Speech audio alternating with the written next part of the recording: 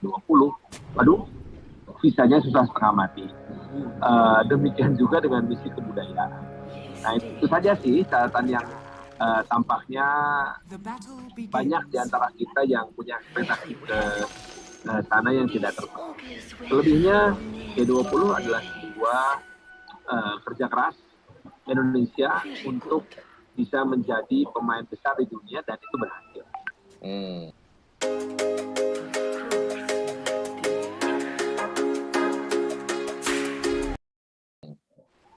Jadi pemain besar di dunia, tapi kan tadi Bang Farhan ngomong buat keuntungannya belum ada. Jadi berhasilnya berhasil apa enggak sebenarnya? Kalau bicara keuntungan sih Bang Andi udah kelihatan memberikan banyak sekali pandangan pada kita. Ya tadi benar. Nggak perlu lah dipuja-puji lagi, udah bagus kok itu. Transisi energi tadi kan. Kalau ada pandangan kritis dari Tekoni, ya itu pun semua pandangan kritis yang sangat objektif. Nah kalau saya kan hanya menyampaikan hal-hal yang mungkin tidak disinggung oleh Bang Andi dan juga oleh Tekoni, bahwa harapan kita ada yang tidak terpenuhi. Selebihnya udah bagus ya. Pariwisata kita tampaknya kita harapkan bisa akan mendapatkan lonjakan yang luar biasa sepanjang sektor pariwisata bekerja keras setengah mati. Kemudian sektor industri mais Indonesia itu juga tidak mungkin akan mendapatkan windfall dari G20 yang luar biasa ini. Nah, terakhir mungkin kita memang sangat mengharapkan bahwa di sektor pertahanan dan keamanan kita bisa memanfaatkanlah kedekatan hubungan kita dengan negara-negara G20. Di India nanti saya harapkan ada sebuah kontinuitas atau sustainability yang lebih bisa diperpanjang karena kemiripan Indonesia dengan India dari berbagai banyak hal. Jadi mari kita menatap G20 di India dengan sangat serius untuk memastikan bahwa agenda kita di Bali tidak berhenti bahkan dilanjutkan oleh G20 di India. Oke, baik. Sebelum ke Bang Andi penutup, Bu Koni mungkin tambahan sedikit sebagai penutup catatan evaluasi G20 kemarin yang sebenarnya juga banyak mendapatkan apresiasi atau pujian. Bu Koni. Oh, kalau saya sangat appreciate lah, apalagi saya kebetulan kontak sering dengan Ibu Menlu dan saya tahu berdarah-darahnya menyiapkan itu nggak mudah. Tapi yang saya syukuri, prediksi saya Pak Indra dari bulan Maret saya bilang Pak Presiden Putin menghormati Presiden Jokowi tidak akan hadir.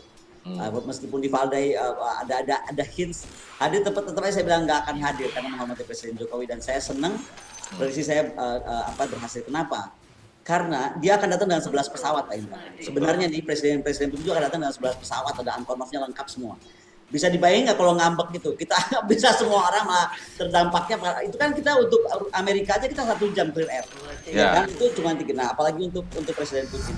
Nah, jadi itulah bentuk bahwa dia menghargai Indonesia dan menjaga saudaranya. Dia memanggil Pak Jokowi itu saudaranya. Frat gitu. Yes, my brother. Jadi untuk tidak direpotkan.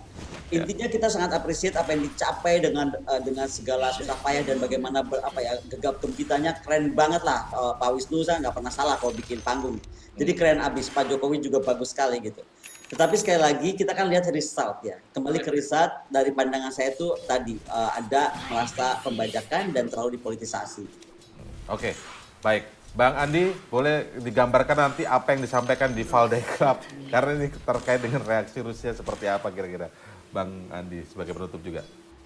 Ya di Valdai Club itu ya membahas tentang G20 yang masih dikaitkan dengan diskusi akhir Oktober di Valdai. Ya temanya tentang apakah G20 ini business as usual atau bisa dijadikan sebagai kerangka multilateralisme yang baru ya. Valdai itu tidak menginginkan dunia dengan superpower, tidak menginginkan dunia yang multipolar, menginginkan penguatan multilateralisme. Nah, G20 itu kalau untuk Indonesia salah satu dari kerangka multilateralisme yang kita punya. Ya, kita punya yang terkuat ASEAN, kemudian ada PBB, ya ada non-blok, ada Asia Afrika, ada APEC, East Asia Summit, dan seterusnya. Kerangka multilateralisme kita banyak. Dan G20 ini kerangka multilateralisme yang sifatnya forum ya forum interaksi antara kepala-kepala negara pemerintahan, lalu kita bisa membuat track-track khusus ya. G20 yang dilakukan di Indonesia ini termasuk G20 yang tersulit, yang terbanyak agendanya, dan menghasilkan juga cenderung deklarasi yang terbanyak dalam sejarah G20. Nah, harapannya ya memang G20 bukan APEC, APEC itu ada sekretariatnya. G20 bukan ASEAN, ASEAN ada sekjennya. G20 juga bukan PBB, ya. Di G20 bukan organisasi formal. Jadi untuk menggerakkan satu organisasi yang tidak memiliki perangkat-perangkat keras lalu menghasilkan 52 deklarasi kepala negara yang kemudian bisa ditindaklanjuti untuk keketuaan berikutnya. Jadi harapannya apa yang kita hasilkan lewat deklarasi kemarin itu beberapa bisa segera kita lihat hasilnya ketika nanti diteruskan oleh India. Oke, Bang Andi, kira-kira paragraf 3 itu nanti jadi pertanyaan di forum Valda itu nggak kira-kira, Bang Andi? Bisa jadi. Bisa jadi. Bisa jadi. Kita lihat nanti perbincangannya seperti apa. Oke, baik, terima kasih Gubernur Lemhanas Bang Andi Wijayanto, pengamat militer dan pertahanan, Bu Kony Rahakundini, terima kasih bergabung. Kang Farhan, terima kasih, anggota Komisi 1 DPR RI dari fraksi Partai Nasdem. Salam sehat kita semua. Sampai ketemu lagi. Baik, itu tadi diskusi kita di akhir pekan kali ini dalam cross check di kanal YouTube medcom.id. Semoga ini memberikan gambaran kita semakin komprehensif tentang gelaran G20 yang berlangsung dari tanggal 15 hingga 16 November kemarin ya. Memang ada sesuatu capaian-capaian yang cukup signifikan juga memang, tetapi ada beberapa hal yang catatan konteksnya soal geopolitik dan lain sebagainya. Baik, saya Indra Maulana pamit undur diri. Selamat siang, sampai jumpa.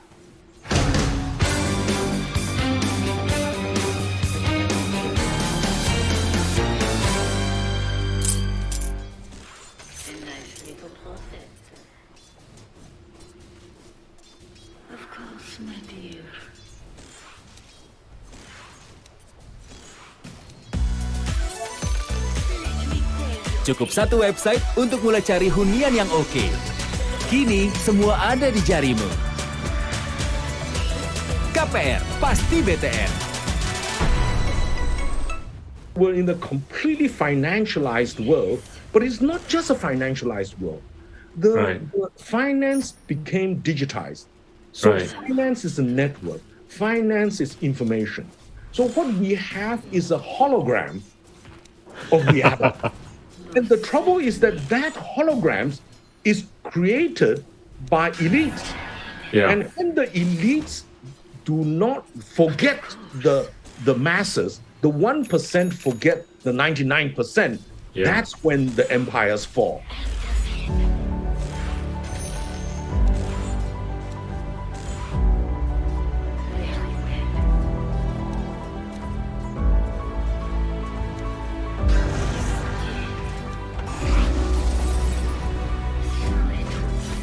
Halo teman-teman, hari ini kita kedatangan Andrew Sheng, teman saya, tapi beliau juga sempat menjabat di Bank Negara dan juga sebagai pemimpin di Hong Kong Securities and Futures Commission.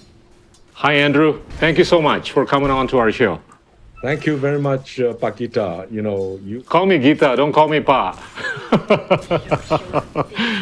Andrew, tell us about your early childhood. You're born in Sabah, and for some reason you got stuck in the UK, studied, and all the way to central banking, and all the way to being a regulator, and all the way to writing books and all that good stuff. Please tell us. Yeah, well, I grew up in Sabah and studied there, but my father was a very big influence on me. And Sabah was very special because, at that time it was very small. It's a completely diverse community, lots of nature. My biggest impression growing up was sitting with my father on the terrace outside our house in Likas, what is today Kota Kinabalu. It used to be called Jesselton, and watching the Milky Way. And talked about philosophy, history, etc., etc. So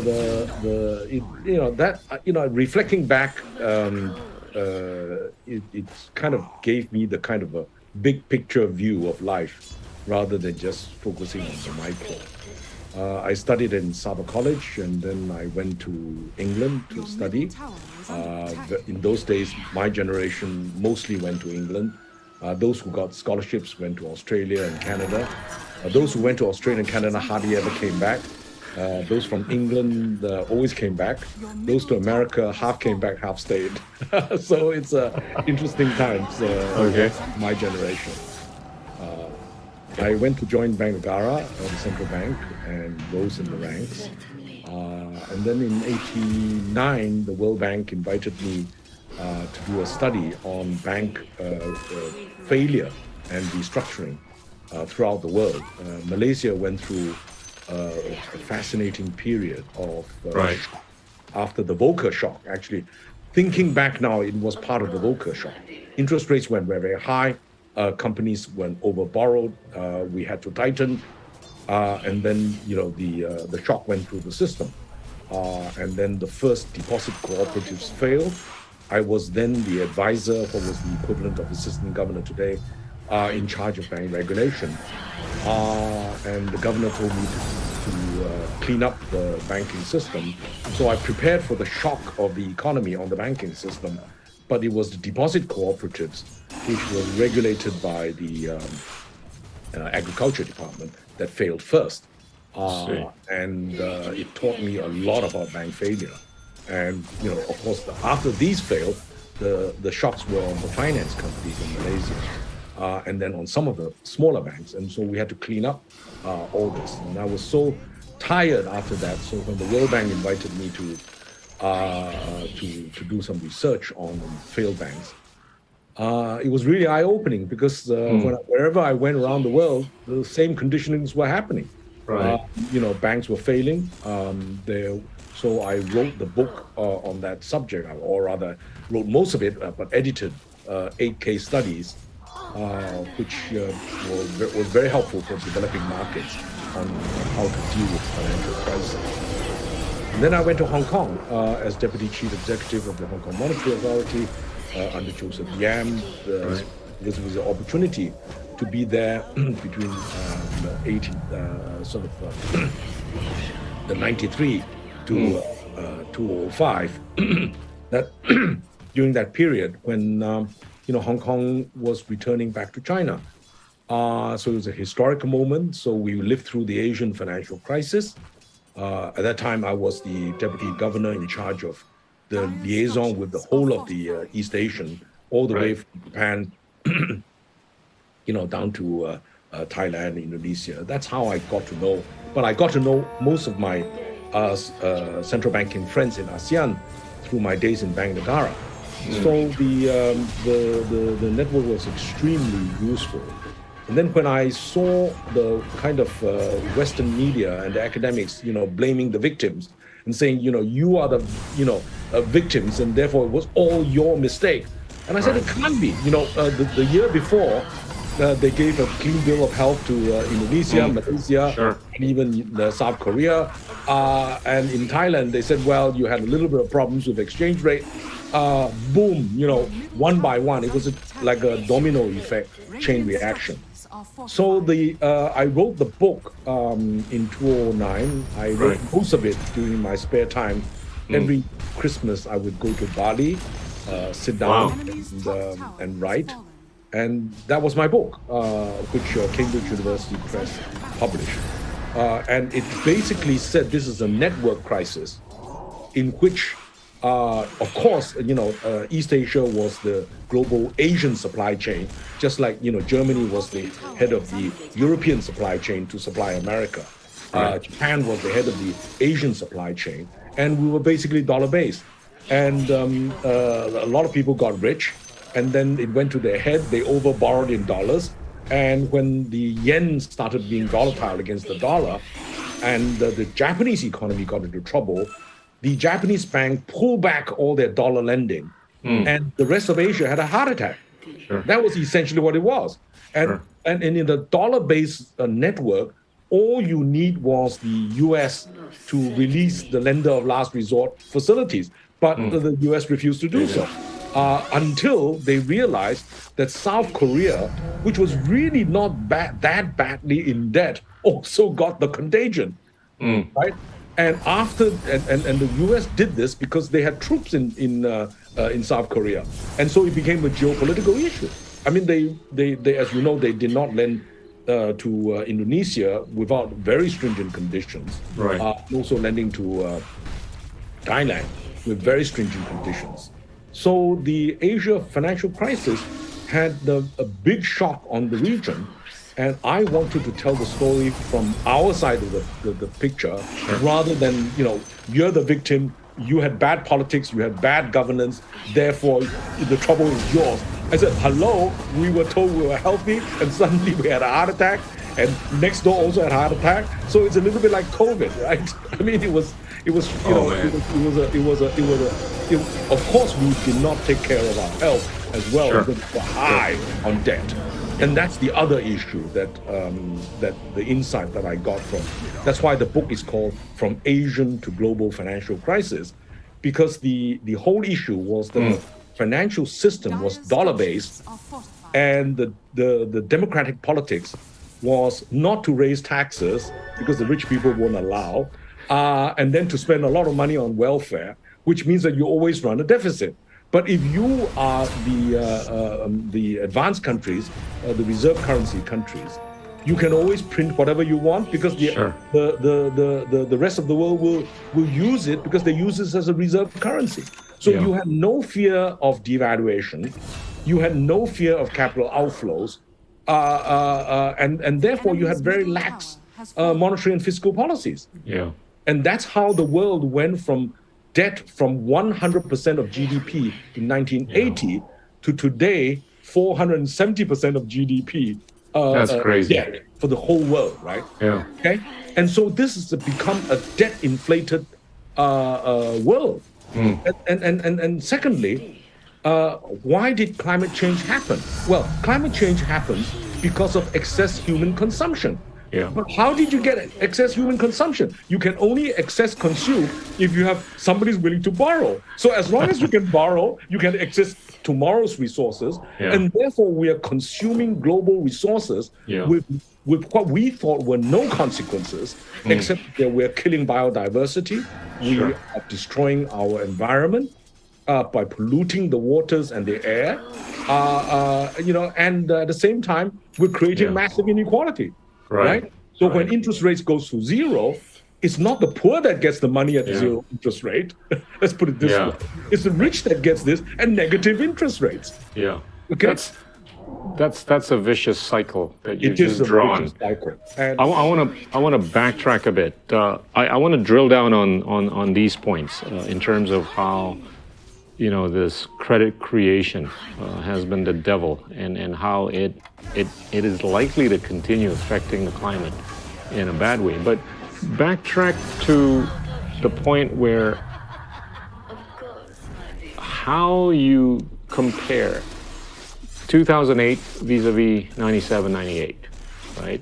And I know for a fact that, we looked like we were the guilty ones, in Asia, when in fact, other people were also guilty from the developed economies, and how from a policy standpoint you saw things that were a bit hypocritical, in terms of what they told us to do in 98 vis-a-vis what they did not do in 2008. Well, the crisis in Asia, the Asian financial crisis, and the GFC, the global financial crisis, which really was a North Atlantic crisis, right?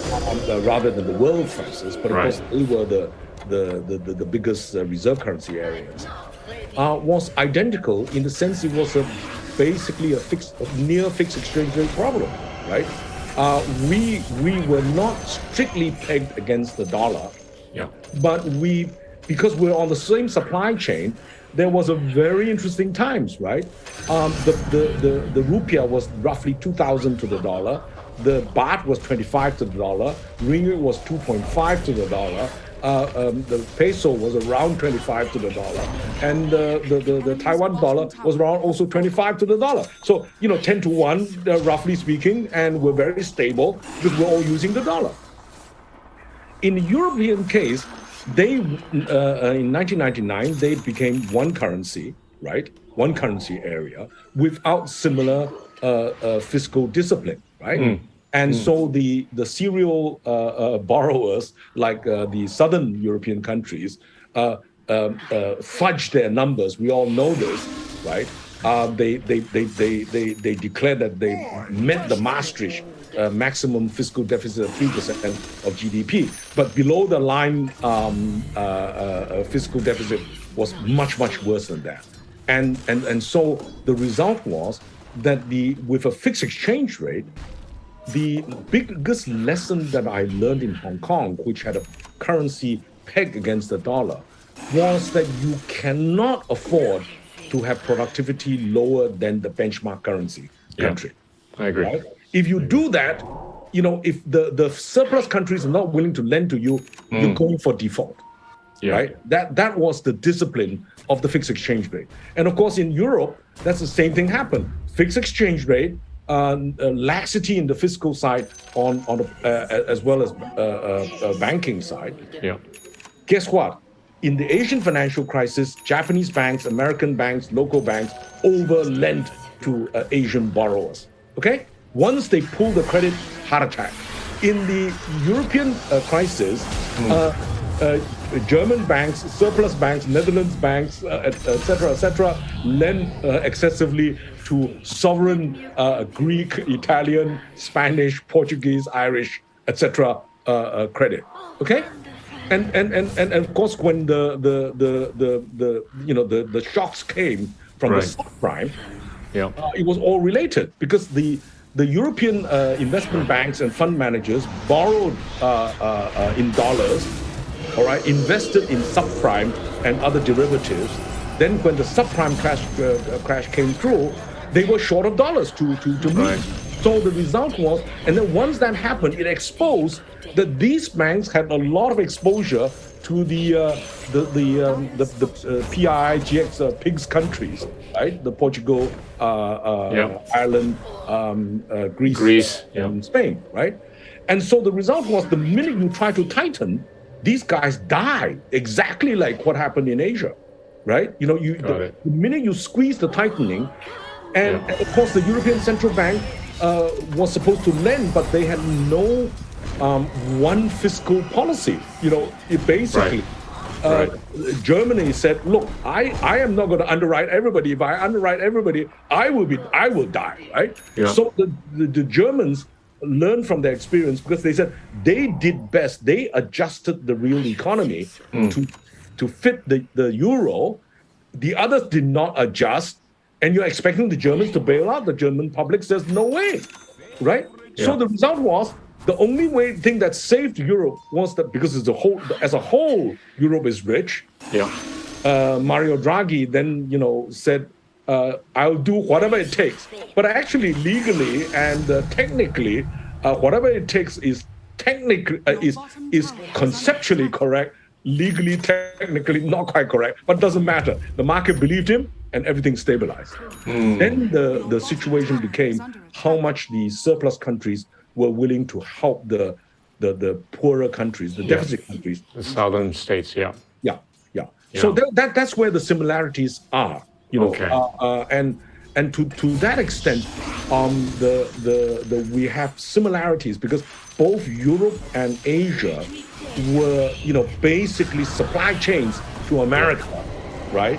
And if we, and America's reflation in the global financial crisis, it was not the American reflation, it was the Chinese reflation, the famous 4 trillion RMB stimulus package that turned out to be more than 40 trillion, more than 40, more than 10 times, in fact, more like 20 times credit expansion in China, which then reflated the world because of massive commodity price improvement. And then the world got out of the global financial crisis. Yeah. Okay. Yeah. But then the Chinese economy got imbalanced because of that. So which the Chinese now regret. And that's why in this crisis, the Chinese authorities are no longer going to try to reflate, so bravely. They're going to be much more cautious because they Right. learned from last time. Well, I guess the simple structural difference between '08 and '98 would have been that, the developing economies in Asia were not able to refinancialize, whereas the developed economies had the upper hand because they had the reserve currency. So they could refinancialize as much, as quickly as whatever, they would have wanted. Let's drill down on this financialization, right? We've seen a massive financialization within or amongst the developed economies, massively, since 2008, more than what we have seen, prior to 2008. Talk about what you've been talking about in your books and many of your lectures about how that has translated into inequality and how that needs to be fixed going forward. Well, I was, this was by accident, but a film producer, Ferguson, I did all this through email. He said, would you like to be interviewed for my documentary? This is on the Inside Job, right? That's right. With Matt Damon, the Oscar-winning movie. Yeah, exactly. Well, he, the whole thing happened because he said, I'm coming to Asia and I would like to interview you. I said, fine, just like what's happening between you and me in the end game, right? So I was busy. He said, I'm coming on this date. So I arranged to have a little courtyard where he interviewed me. Right. And then he asked me questions exactly like what you're doing. And I basically, it was a throwaway line for me. But I said, look, why is it that financial engineers are paid, 4 to 100 times more than real engineers? Financial engineers build dreams, sell dreams, and the real engineers build real bridges. But if the real bridges collapse, the real engineers go to jail, and the financial engineers, nothing happens to them.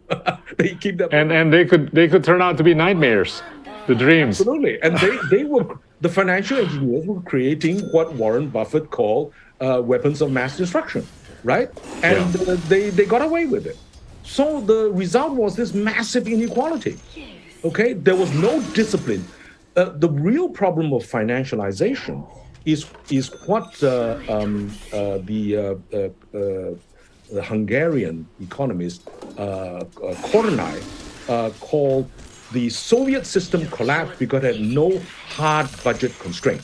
Yeah. I mean, the Soviet government printed money.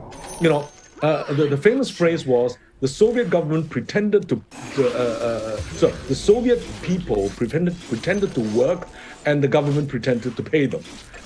Okay, and today, the same thing has happened with liberal economies, right? You pay them with more on pieces of paper, and so when you wanted the money back, they print another piece of paper to you. Okay, and so and this has happened not just by governments. It is now being done by private cyber currency people. They give you another promise that I can mine money, but actually I give you a promise and in which there's nothing behind it, right? Yeah. So we're in a completely financialized world, but it's not just a financialized world. The finance became digitized. So finance is a network. Finance is information. So what we have is a hologram of reality. And that hologram of reality is not reality. Yeah. And the trouble is that holograms is created by elites. Yeah. And when the elites do not forget the masses, the 1% forget the 99%, that's when the empires fall. That's when the governance get killed, right? Yeah. And that's what we're going through right now. Yeah. The elites have forgotten about the masses. What I say, the West has forgotten the rest. Yeah. Right? They think that their rule-based order is the best. Right? Yeah. The West is the best. and the best standards, best practice. And then we look at them and say, hello, aren't you having all the problems that you complain of us having? Yeah. Right? Yeah. And so the global financial crisis was cancer for the West because the system was corrupt and corrupted by financialization. Yeah. Okay? Yeah.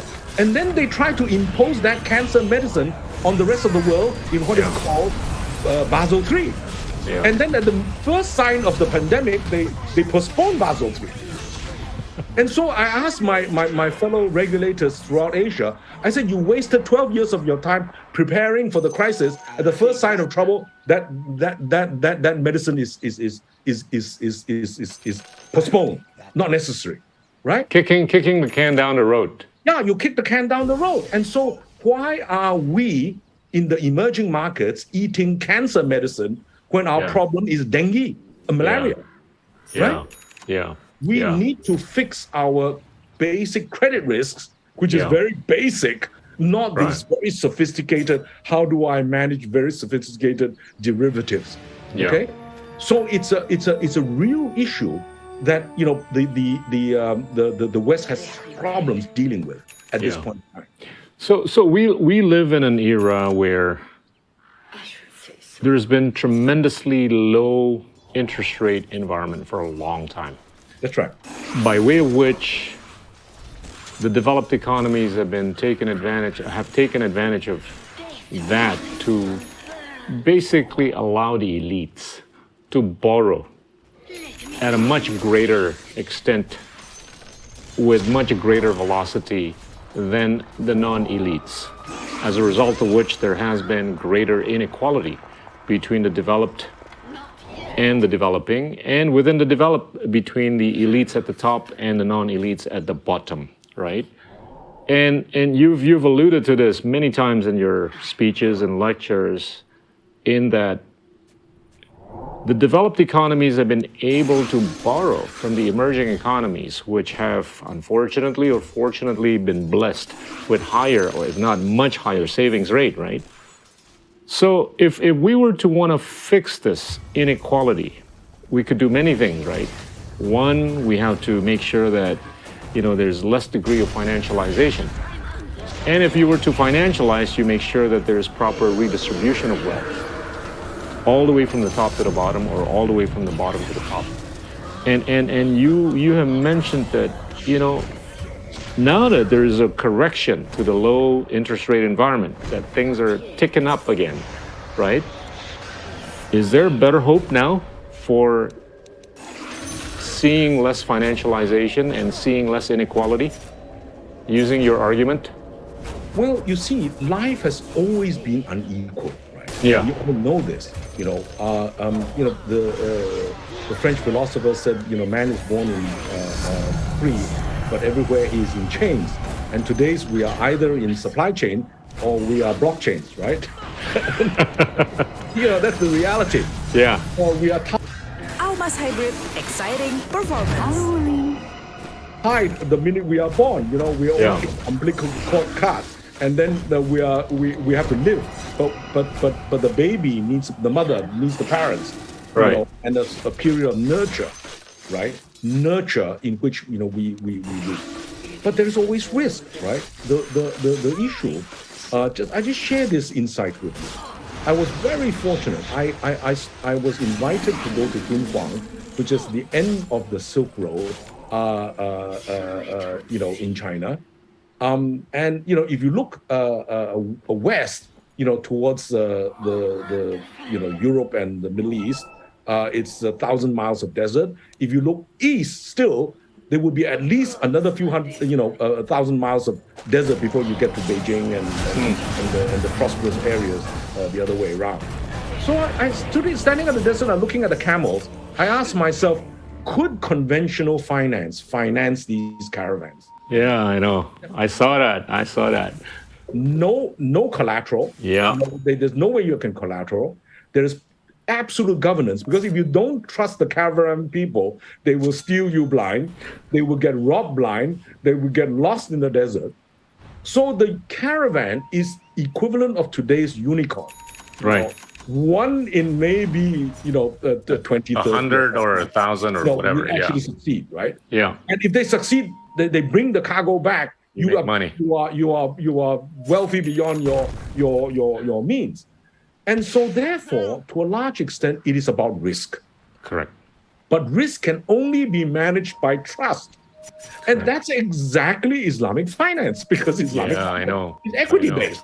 And when interest rate went to zero, I told all my Muslim friends, I said, this is Islamic finance, right? Right? This, when interest rate is all zero, as long as you actually do the ethical thing according to Sharia, and I'm not a Muslim, but I recognize that's what, Islamic finance is about, ethics, and it's about risk, right? It's about risk. It's about risk sharing. It's not about risk transfer. Debt finance is transfer the risk all to the borrower. You mati, your problem. You utang. I get my money back, right? So the issue now is that the way of the future has to be capital. Right. I agree. Look at the last year's data. Last year, the debt finance was something 33 times the amount of equity raised. Okay, in global public markets, and that's amazing, right? That's amazing.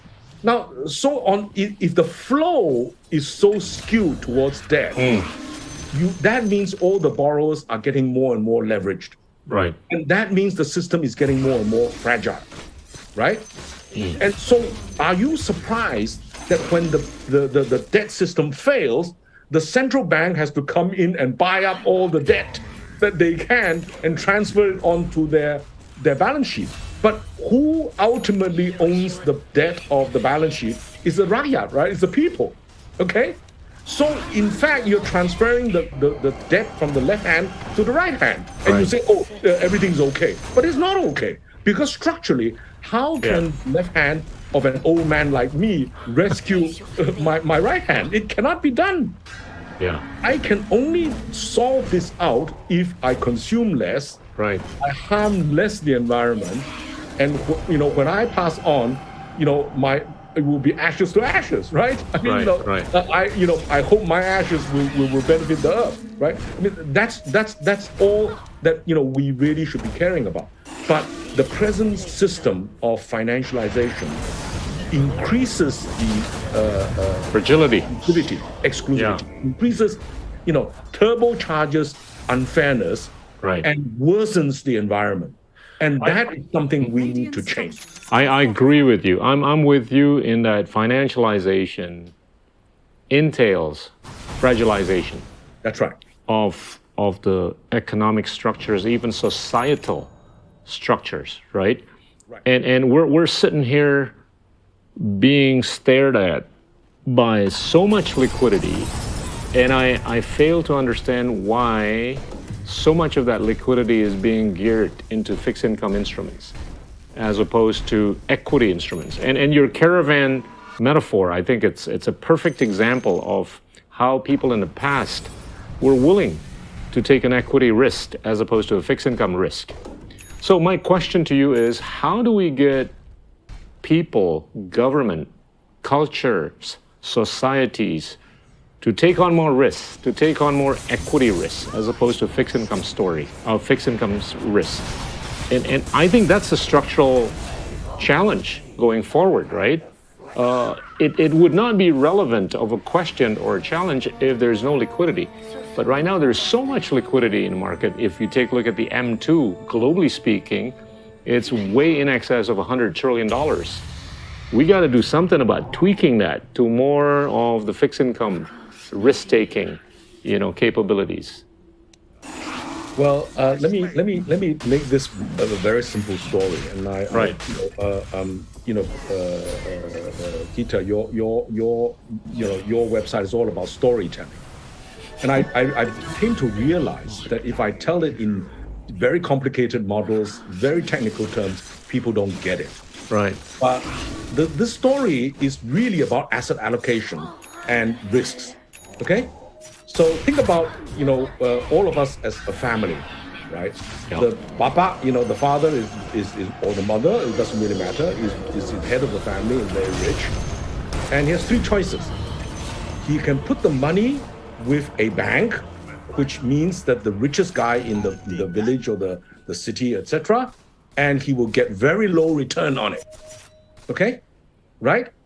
He can also give the property, all the property to the children and hope that the children will grow the wealth for future generations. Okay? But there is always a risk that the son or the daughter may spend it all. Okay? We all know this very, very sad story. So that's why people put some money with the banks and some money with the children. Okay? The other third choice is to give to the neighbor the talented young person, the man or the woman who is very good in business, who is very smart, and you put the money with them, and then if they make a lot of money, you get richer, right? But you have a danger of losing it, and that's why if it is a very brilliant young man or young woman, you actually marry your son or daughter to them, and then you become family, right? Okay. So what has happened is that in the reality, we do in asset allocation, we do it 1/3, 1/3, 1/3, right? We put 1/3 liquidity with the bank, earn very low interest rate. We took 1/3 of our children and hope that they will use the money and grow it better. If they waste it, well, it's 1/3 gone, right? But I put 1/3 in emerging markets. This is the person that I don't know, but if they make money, they're going to make a big money, and if they lose it, I may lose big also. Okay. So that's asset allocation. Right. And what has happened today is that previously the West, the banker is telling you, oh, you are short of liquidity, so therefore you put more of my money with you. So that's what we did after the Asian crisis. We put more money in the reserves. And then after Afghanistan and Russia, they said, sorry, you cannot withdraw your money. I will freeze it or I will confiscate it. For no reason at all. There's no court of appeal on this issue. So suddenly the international monetary system is not what it was supposed to be. I put my money in the bank. I don't expect it to get frozen, or I cannot withdraw it or confiscate it. This is what happened to Afghanistan, right? So then the key question is, who do you trust now? Either you trust your own people or you trust your fellow emerging market person, right? And that's what the rest should do.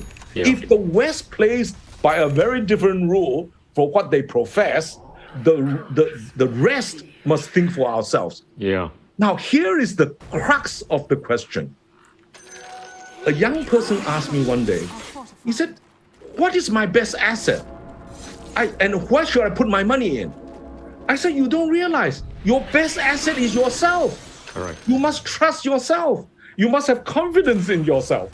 Only when you have confidence in yourself can you grow.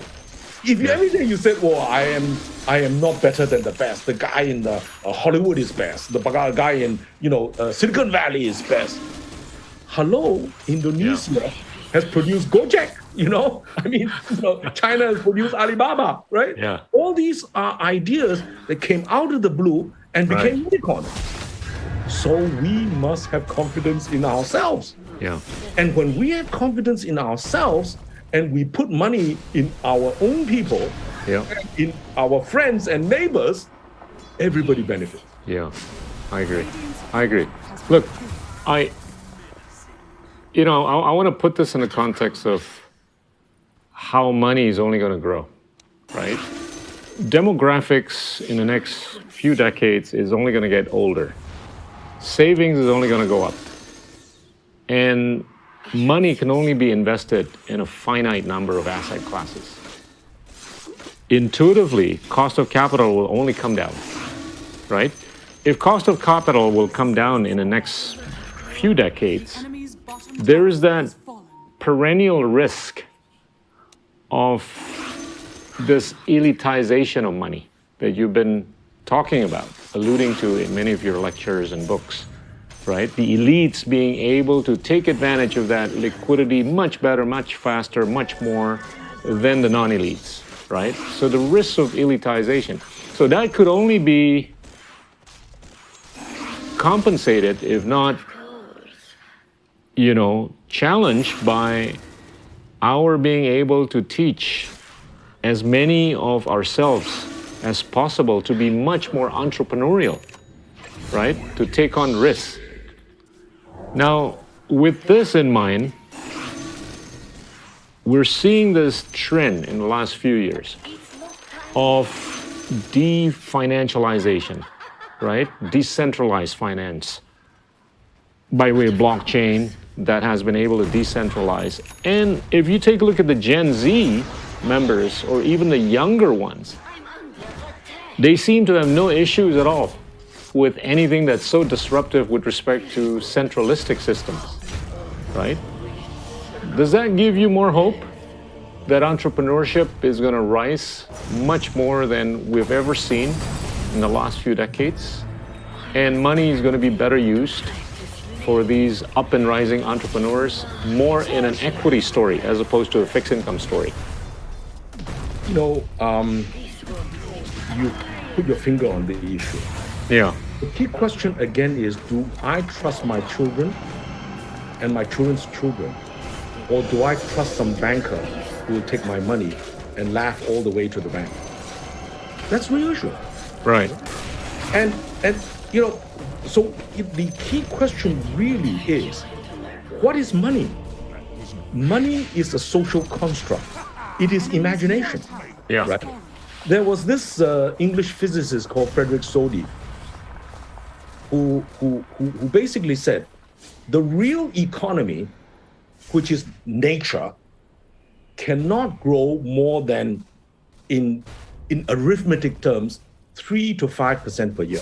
As you know, GDP over thousands of years was maximum 2% per year. And that's the natural regeneration of nature. Okay? It cannot grow the 25% ROE. What is the difference between the 2 to 3% of a forest regenerating and the 25% demanded by the most companies that say, if you don't deliver 20% ROE, I'm not going to look at this? Right. The answer is leverage.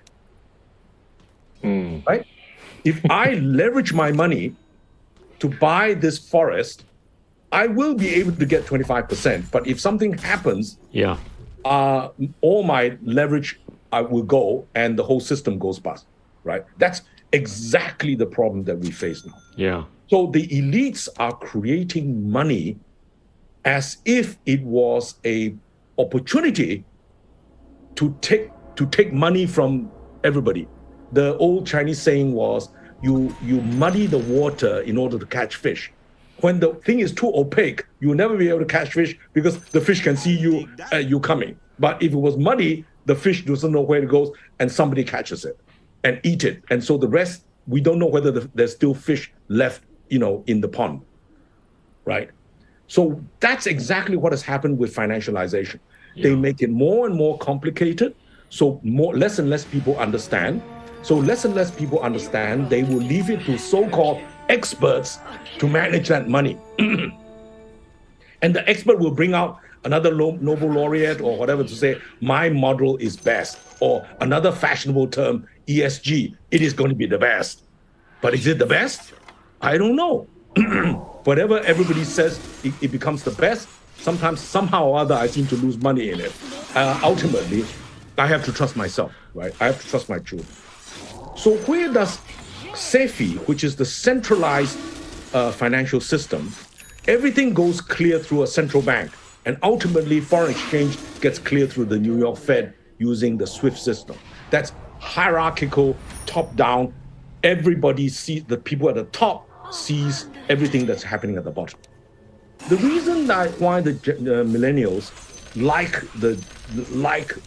DeFi, decentralized finance, is because it is a flat, Absolutely. The distributed blockchain, right? Your money goes encrypted into one block, then it goes encrypted into the second block and the third block, and finally, it goes to whoever you want it to go.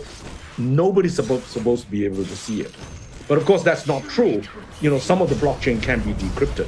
And if you happen to lose your passwords, you will lose your money. But the difference is this.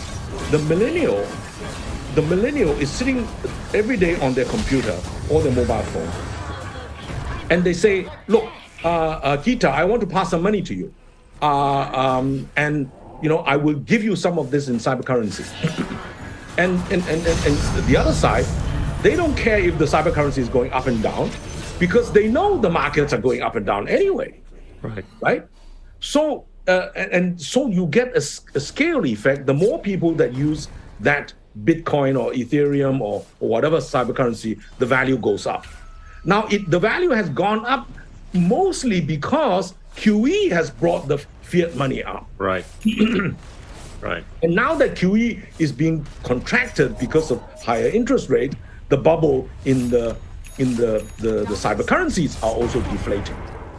But it will not go away, because today's economy is actually the knowledge economy. Right. If I am digitized, Right. I have access to monetization of what I have got, either in art or NFT or whatever. Okay? And so the result is the millennials, which are the mass market now, they are capable of changing the world. Now, it doesn't mean that during this shakeup of QE, which is now happening, right, there will not be some more bankruptcies of big companies, big borrowers, some countries, as well as some blockchain startups, cyber startups, etc. This will happen. This is nature, right? Nature says nothing is forever, right? Nothing is forever. Sometimes some things bloom, and then nature takes care of itself. It dies and it regenerates, exactly like the virus. It innovates, it adapts, it mitigates, right? So DeFi is definitely the way to go. Yeah. This doesn't mean that the world will all be DeFi. It will be a hybrid between CeFi, a centralized finance, and decentralized finance. Right. Who now invents that platform is going to be critical. Yeah. And this is where Indonesia has got scale, right? This is why China and Indonesia has suddenly discovered. You notice India is not doing badly, and India was the first to go into technology, right? Right. And yet, surprisingly, the Indian tech companies did not invent Tencent, Alibaba, etc., and Gojek happened in Indonesia, okay, right? And the reason is, whenever you are successful, you actually stick to what you are successful. You forget about the new. And it is the diversity of ideas, the scale of the market, plus the diversity that creates, the innovation. And I think this is why it's so exciting that the West is now catching up with the West in terms of new ideas, new innovation, new technology. Not necessarily in basic sciences, but in its application. Yeah. Now, the finance area is where we now are able to change, because the West cannot change because they are debt. They are debt driven, and in the West, where we are younger population, Right. savings is a function of age, right? Yep. We save when we are young and when we are strong, in preparation for when we retire, right? We see this in Asia because Japan is aging very fast. The median age of a Japanese is 48. Yeah. Okay? And in 20, 30 years' time, there will be one young person supporting one retired person in Japan. It's unthinkable, but it's happening, right? The median age of a Chinese, in China is 38. The median age in Indonesia and ASEAN is 28. Yeah. That's a hell of an advantage. Exactly. We have a huge demographic dividend, which we will be able to get. Okay? Yeah. But we must also now learn the lesson. We cannot consume everything for ourselves. We must leave more for our next generation, the millennials. Now, when our mindset changes like that, it's very different from the West. The West is thinking, me. I want it now, But hello, if I have it now, we will destroy Mother Nature. We will make life unequal because I consume and my children cannot consume. Right? My children's children will never be able to see the beautiful forests, the beautiful reefs, the clean water, the clean air, right? If we don't do our climate action now. And we can now do it because thanks to the internet, technology is now widely available. Yeah. I'm with you on DeFi. I think DeFi will be much more pervasive, globally speaking, and much more so in Asia. And I see it with my own eyes, how the younger generations, the Gen Z, and a number of the millennials, and even the later generations, younger than the Gen Zs, and they're taking up this concept that, basically epitomizes their distrust of anything that's been centralistic for a long time. The key, I think, is to make sure that there's massive amounts of liquidity that are going to be created going forward, or that would have been created, gets funneled through DeFi more for risk-taking purposes. Not debt, but equity. And that, I think, is going to be key. So I think the onus is upon us to make sure that we educate the society to take advantage of this. I want to, there's lots of questions branching out of what you just said, but I want to touch on this. What is the importance of emerging economies undertaking their own quantitative easing initiatives? Is there any merit to that? Copycatting whatever the developed economies have been doing for a long time? No, I think QE will prove in history to be a dead end. Okay. It is a drug in which you have to take more of it and it will have less impact. We see this already. QE has not improved overall productivity. Yeah. The real sector productivity has gone down the more the QE there is. I think central banks begin to understand this already. Got it. Okay, because it is so easy. You just create money out of nowhere, and then you say you can have it now, right? Whereas, who would want to invest in the long term when the short term you can speculate and win everything? The trouble with the speculation is ultimately somebody's paying for it, and Mother Nature and poorer people are paying